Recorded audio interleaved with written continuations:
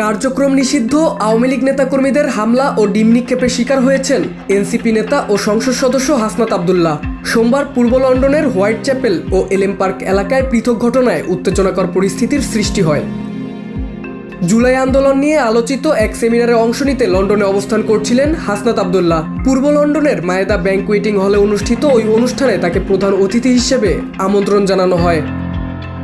হাসনাতের আগমনের খবর ছড়িয়ে পড়লে অনুষ্ঠানস্থলের বাইরে বিক্ষোভে জড়ো হন আওয়ামী লীগ নেতাকর্মীরা। অন্যদিকে অবস্থান নেন এনসিপি সমর্থকরাও। এক পর্যায়ে দুই পক্ষের মধ্যে উত্তেজনা তৈরি হলে ডিম নিক্ষেপের ঘটনা ঘটে।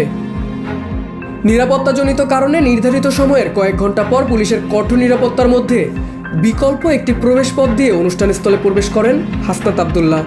এ সময় তাকে লক্ষ্য করে ডিম ছোড়া হয় বলেও জানা গেছে। পরিস্থিতি নিয়ন্ত্রণে আনতে শতাধিক পুলিশ সদস্য মোতায়েন করা হয়। উত্তেজনার এক পর্যায়ে পুলিশের ৩ জনকে আটক করে। আটক ব্যক্তিদের মধ্যে রয়েছেন লন্ডন মহানগর আওয়ামী লীগের যুগ্ম সাধারণ সম্পাদক আফসার খান সাদেক। এর আগে পূর্ব লন্ডনের এলএম পার্ক এলাকাতেও হাসনাত আব্দুল্লাহ ও তার সহযোগীদের লক্ষ্য করে ডিম নিক্ষেপ করা হয়। এই ঘটনাকে কেন্দ্র করে উভয় পক্ষের মধ্যে বাকবিতণ্ডা ও হাতাহাতির ঘটনা ঘটে। পরে পুলিশের হস্তক্ষেপে পরিস্থিতি নিয়ন্ত্রণে আসে।